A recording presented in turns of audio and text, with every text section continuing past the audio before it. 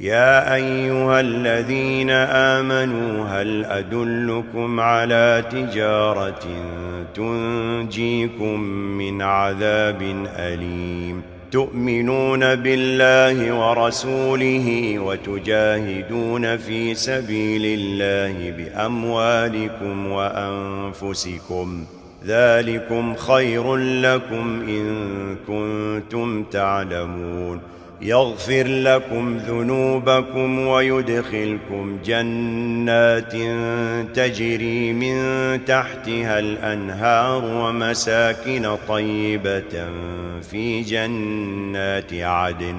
ذلك الفوز العظيم وأخرى تحبونها نصر من الله وفتح